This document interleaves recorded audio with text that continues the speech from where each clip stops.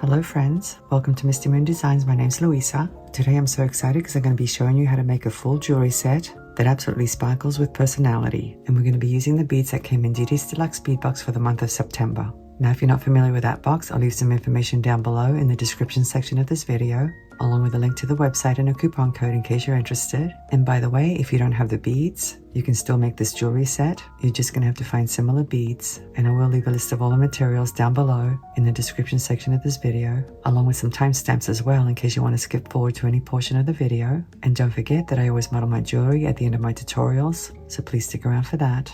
We're going to be making 2 necklaces, some bracelets, and a pair of earrings, all designed around a gorgeous mix of faceted crystals, sea sediment Jasper barrel beads, Czech flower beads, and natural apatite beads. If you remember the macrame bracelet with the tiny flower accents from my unboxing video, that was just a teaser.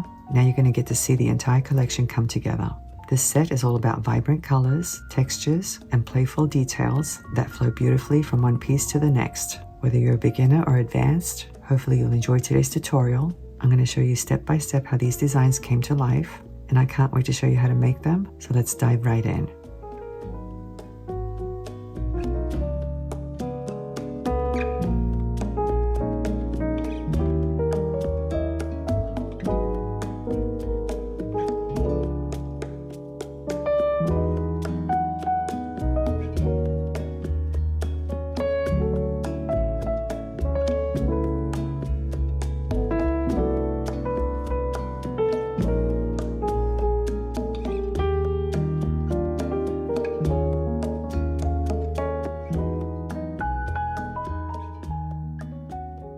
Here are the beads we're going to use for the first necklace. As you saw in the intro, we're going to make 2 necklaces, a bracelet, and a pair of earrings. And like I mentioned, these came from Didi's Deluxe Bead box for the month of September 2025. And I did do an unboxing video. If you haven't seen it, I'll link it down below. The name of the collection was Vivid Orchids, and you can see why. It had beautiful teal colored beads, some purple ones, and a pop of yellow as well. So let's talk about the colors. Initially, I wasn't going to use the yellow beads, but then I pulled out my color wheel to see how they related. I don't often do that because I usually go by my gut instinct, but I was just curious. And I know that the yellow and the purple are complementary colors, which means they're opposites on the color wheel, even though that purple is kind of a pale color. And then the combination of purple and teal are actually analogous, which means they sit pretty close to each other on the color wheel, obviously because purple and teal share the blue component, which makes them naturally harmonious. And then the yellow and the teal are considered split complementary colors. So the overall color palette is considered a triadic-like scheme. The yellow, the purple, and the teal. I'm not counting these because they're clear,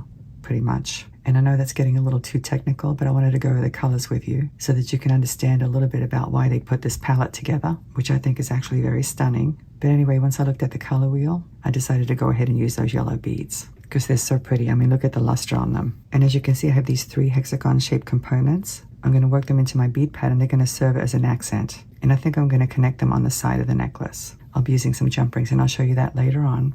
Let me just put them off to the side for the time being. So here's what I decided to do. I decided to use these as anchor beads or spacer beads. And the reason is that the strand was super long. And of course, like I mentioned before, they actually harmonize with both the yellow and the purple. And of course, I'm going to use some of these sparingly because they're kind of big, but they're going to add quite a bit of sparkle, which I love. And I love combining sparkle with matte. It's one of my favorite things to do. And as far as the sizes are concerned, in case you haven't seen the unboxing, these are faceted rondelles, and they measure 6 by 4 millimeters, and the color is apatite with an AB finish, but the AB actually shows up as purple in my opinion. But for the most part, the color of the glass is apatite or teal. These are listed as bow-shaped crystals, and they're faceted, and the color is Tuscany yellow, and they do have an AB finish, and they measure 7 by 5 millimeters. And here we have some brachiated sea sediment Jasper barrels. The color is orchid, and they measure 10 by 8 millimeters. And these rectangle beads are electroplated. Obviously, they're faceted as well. I think the color of the crystal is blue, and the electroplating is purple, but I'm really not sure. But anyway, they measure 15 by 10 millimeters. And these hexagon components measure 6 by 12 millimeters. We actually got another set that are larger, which I'm going to use for earrings, but I'll bring those out later on. By the way, I am going to leave a list of all the materials down below in the description section of this video. So anyway, as I was saying, I want to use these as spacer beads. So I'm going to pretty much put them in between these other beads. And people always ask me how I come up with my design ideas. There's really no mystery, guys. I just sit down and start playing with the beads until I come up with something that looks good. But basically, we're going to do a repeating pattern today. So let me show you. I'm going to start with a purple bead, and then a yellow bead, and then one of these, and then another yellow bead, and then another purple bead.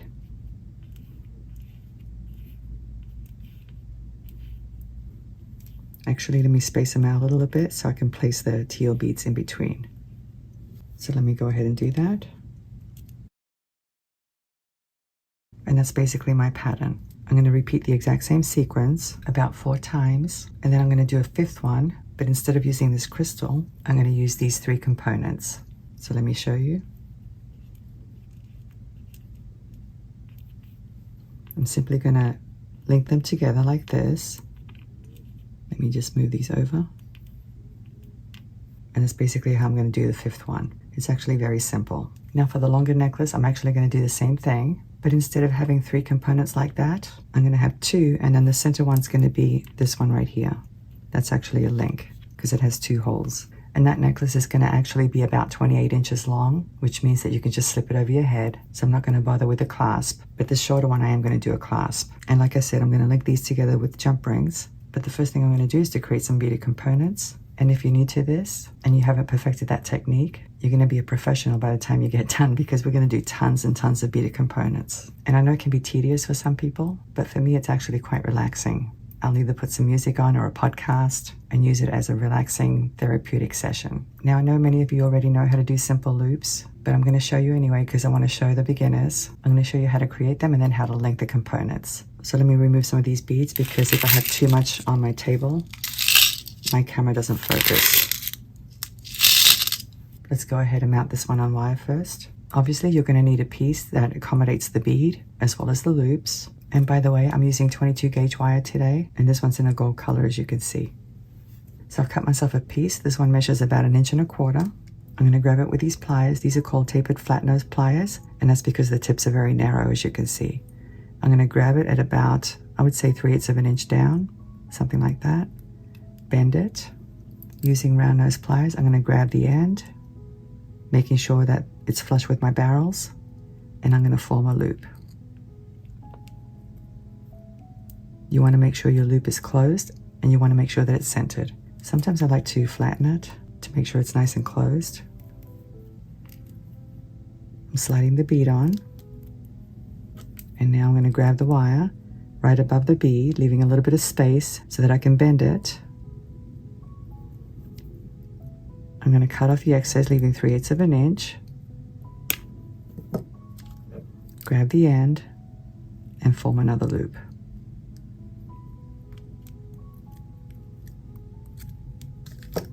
I like to straighten out my loops to make sure they're facing in the same direction. So there's my first beaded component. Pretty simple. And by the way, for simple loops, I usually use either 18, 20, or 22 gauge wire. Anything thinner than that is more suitable for wrap loops. I like to use 22 gauge because it gives a piece a more airy look. Sometimes when the wire is too thick, the components can look a little bit chunky. It all depends on the look that you're shooting for. Let's go ahead and do this one now. Obviously, I'm going to need a shorter piece. This one measures about 1 inch. Once again, I'm going to grab the wire at 3/8 of an inch down, bend it, grab the end, form a loop.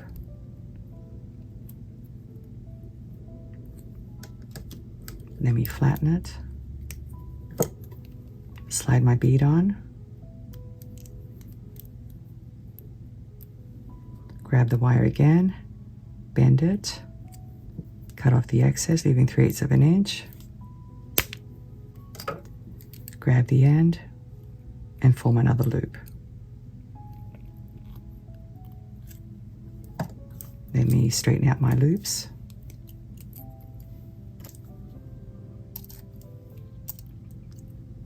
Very, very simple. And to connect them is very easy as well.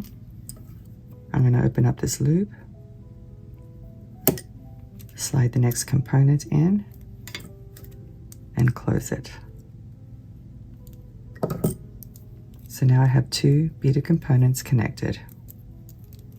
And that's how I'm going to do the entire necklace. Like I said, guys, you're going to be creating lots of components, and I'm not going to lie, it's going to take time. So obviously I'm not going to do it all on camera because it's the same thing over and over. And if you're new to this, the most difficult part will be how to figure out where to bend the wire to create your loop. All I can say is that it comes with experience. I mean, you could use a ruler if you wanted to figure out where 3/8 of an inch is.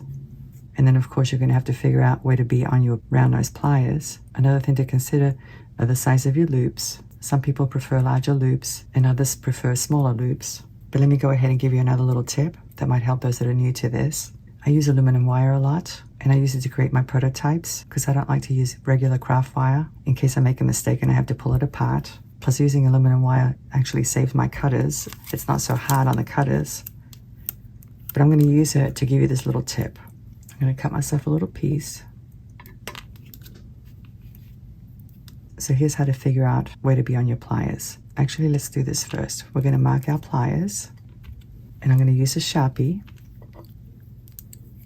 I'm going to place a mark somewhere in this vicinity like this. You don't have to do both sides, you can just do the one side. But you do want to do both barrels. So now, I'm going to go ahead and grab the wire where those marks are, making sure that the end is flush with my barrels. And I'm going to go ahead and form a loop.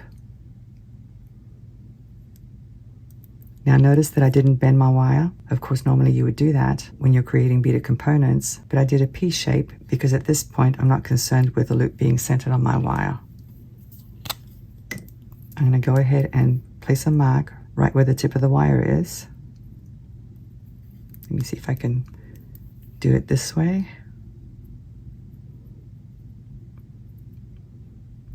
You can barely see it. Let me do the other side.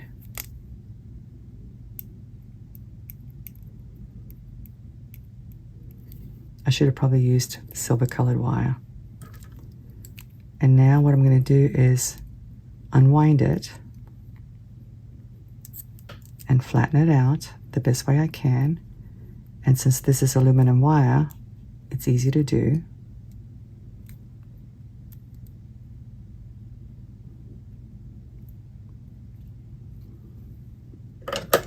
And I think you can see the little mark right there.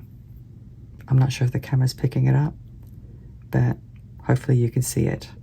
So now what you want to do is you want to create a little template, and you can actually just use the piece of wire, or you can mark a piece of cardboard or paper. Let me go ahead and do that now. Here's a little strip of paper. I'm going to place my wire on top of it and place a little mark here. And there's my template. So then you would get your wire, hold your template up against it like this, grab the wire right where the mark is, approximately, just like that, and then create your bend. And since we have the markings on the round nose pliers, you're going to grab it right where the markings are, whoops, and then form a loop.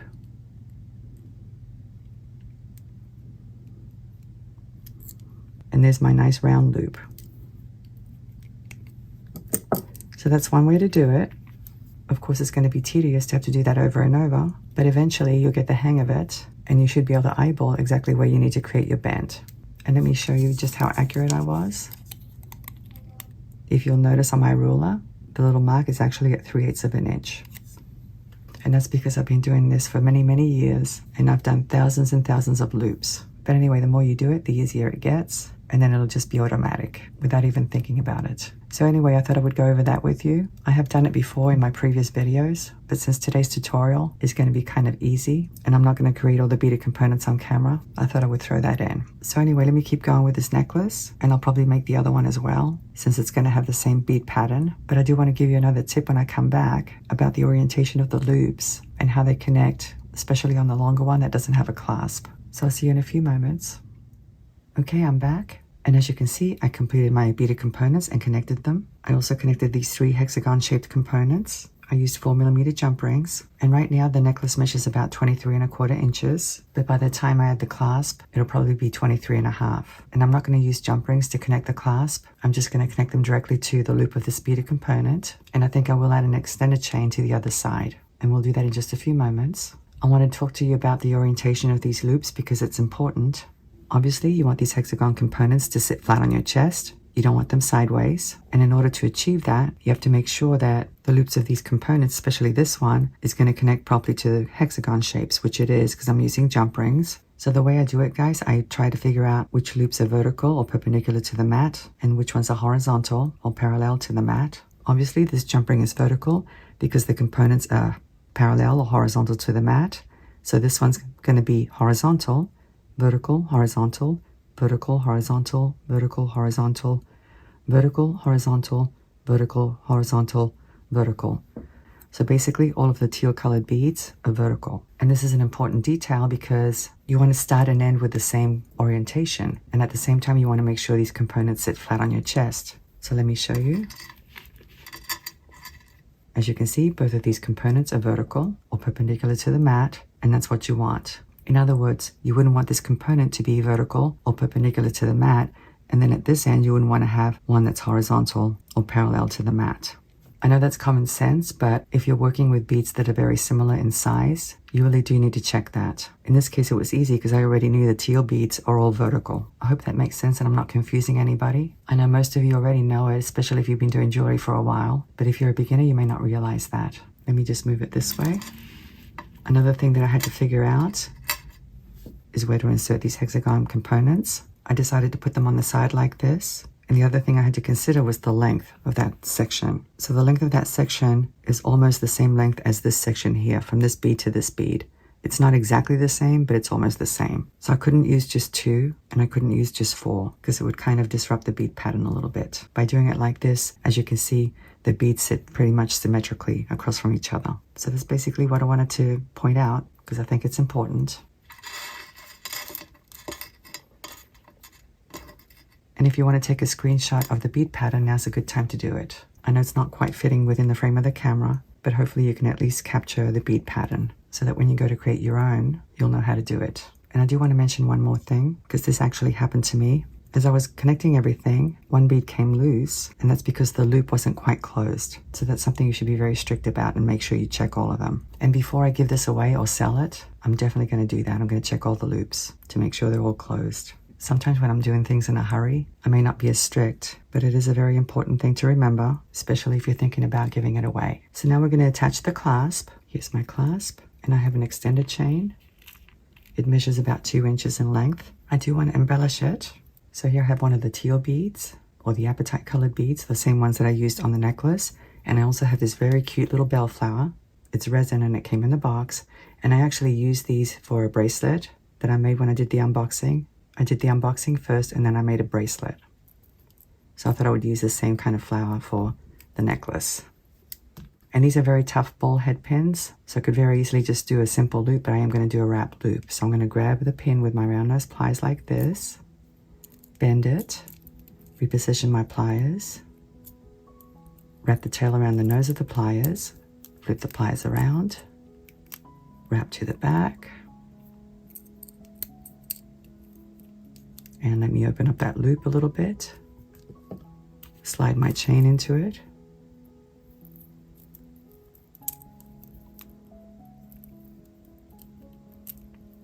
like so. I'm going to grab it with these pliers. These are crimping pliers, but I like using them for wrap loops because they grab really well and they have skinny tips. And with these pliers, I'm going to grab the tail and do my wraps.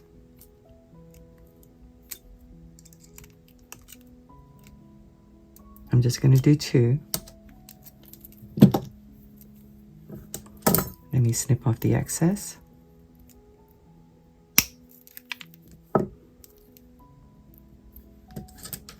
Tuck in that little end. So there's my very cute extended chain. And by the way, I will show you how to connect these hexagon shapes. I know I didn't show you how to do this, and if you're a beginner, it's probably a good idea that you see me do it. So I am going to show you with the longer necklace in just a few moments. So now I'm going to simply open up this loop.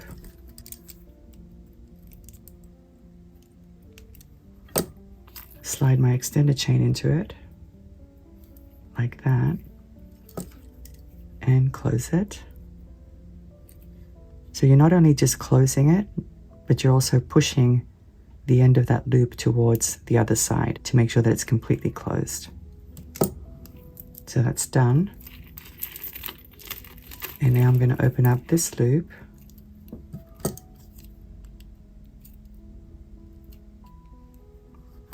Slide my clasp into it.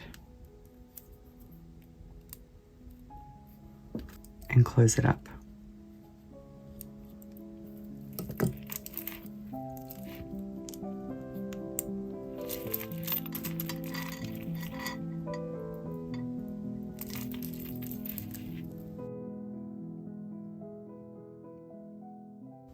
Let me just move it up a little bit. Isn't this a cute necklace? Of course, I love the colors and I love the geometric shapes. And I hope you like it as well, and I hope you can make your own. I am going to model everything for you at the end of this video, so please stick around for that. But now I'm going to bring out the other necklace, the longer one. So I'll see you in a few moments. Here's the longer necklace. And I believe this one has 47 beaded components. Like I said earlier, guys, by the time you make both of these necklaces, you're going to be an expert at making simple loops. Now, right now it's measuring about 25.5 inches, I believe. But of course, we're going to add the hexagon shapes, so it'll be much longer by the time we get done. I'm going to be adding these and this one. I've already connected these two, as you can see. I used a 4mm jump ring. Here I have another one. Let me open it up.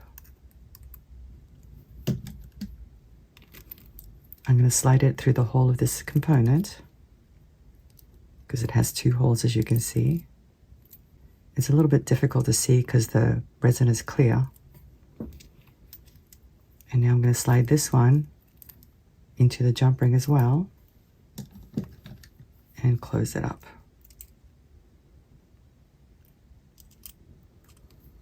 Let me check it from all angles to make sure it's closed. So there it is, connected. Very, very simple, and it looks cute. Now comes the difficult part, because we want to make sure the components are sitting straight. In other words, you don't want them twisted up or flipped around. And there's no easy way to do it. I'm just going to have to check each one of them. This one is a little bit more difficult because it doesn't have a clasp. It's just one long necklace. So you don't want one beaded component to be twisted up like this, if that makes any sense. It's very easy to do.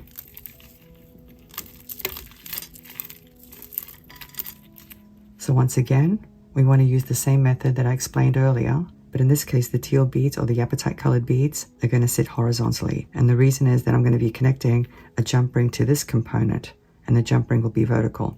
So this one obviously has to be horizontal. So horizontal, vertical, horizontal, vertical. Let me just make sure I do this right. I'm actually going to put something on top of this bead here to keep it in that position. I think what I'll do is place this clip on the end like this, and I think that should work. Let me move this off to the side for the time being. So horizontal, vertical, horizontal, vertical, horizontal, vertical. And I'm just going to keep going.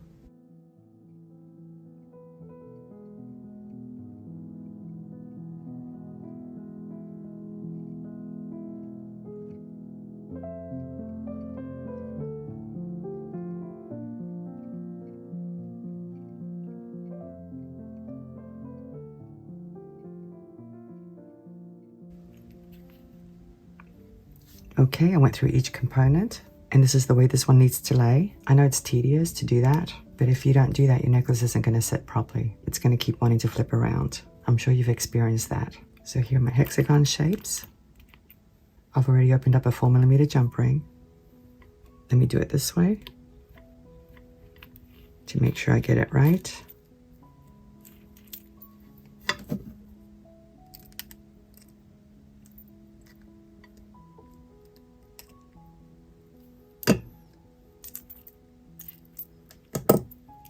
So this end's connected now. And I already know that this is the top of the component because the other side actually looks a little different. I'm not sure if you guys can see that. That's the back of the flower. And that's the front. So I know when I connect this end to that component, I'll be doing it right. So here's another jump ring. Let me remove my clip.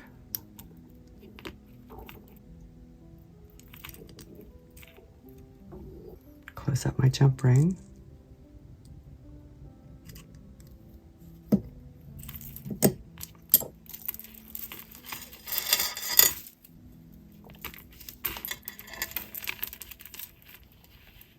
How adorable is this necklace?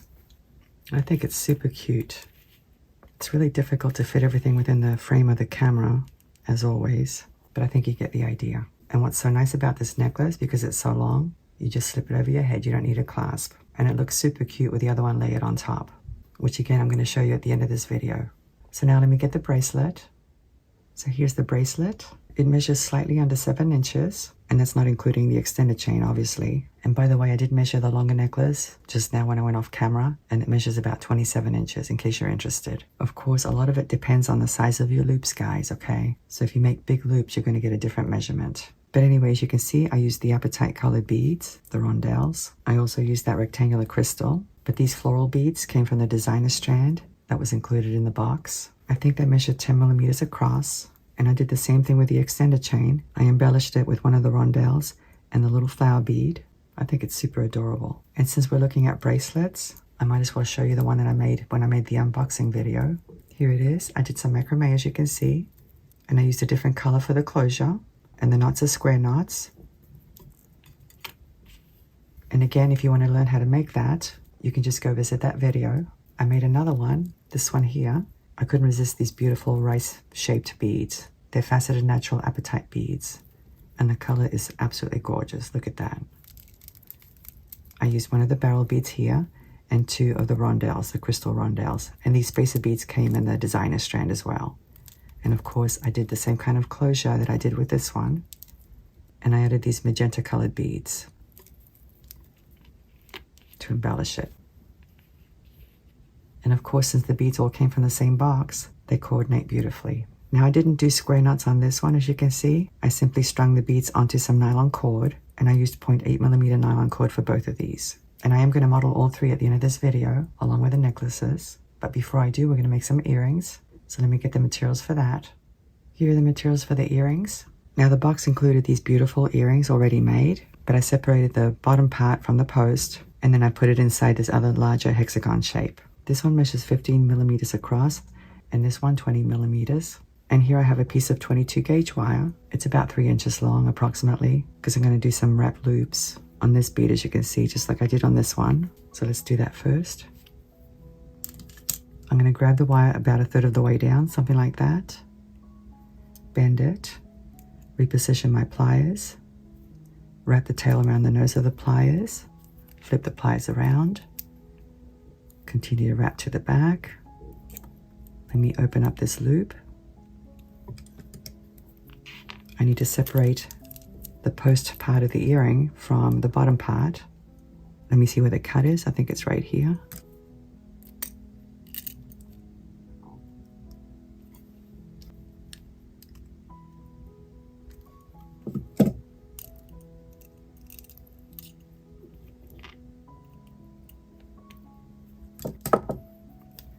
And now I'm going to slide the loop of this component into the loop that I just created.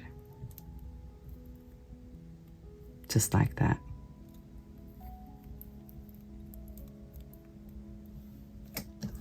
Let me grab the loop, grab the tail, and do some wraps. I'm only going to do about 2 wraps.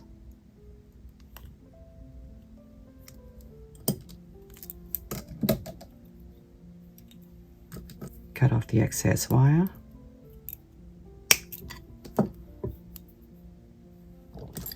Let me tuck in that tail.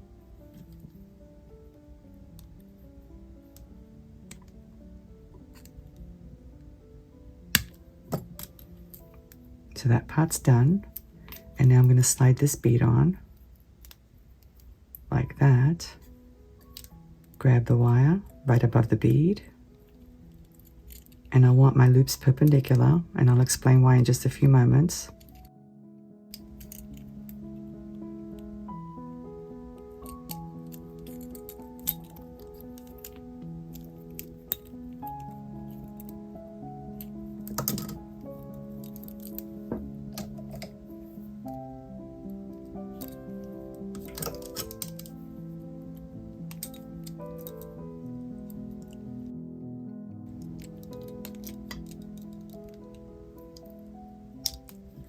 Let me just make sure they're perpendicular.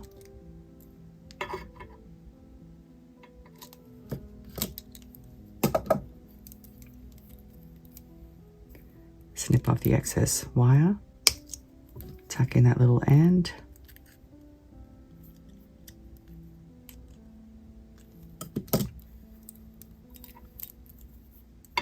So that's what we have so far. And by the way, the reason I'm doing wrap loops this time is because I can secure that bead very snugly with wraps versus loops, because I don't want this bead to spin around. I hope that makes sense. Let me just straighten this loop a little bit. As you can see, it doesn't spin very much with those wraps, keeping it in place. And I actually need to turn this loop a little bit more. This way. Because I want the earring to sit like this.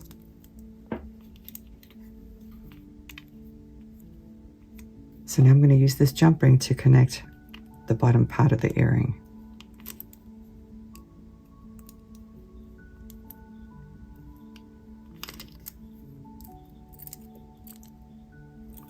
And I definitely want to make sure I connect it properly because I want that flower to face the front. So I think I have to go this way. Let me close it.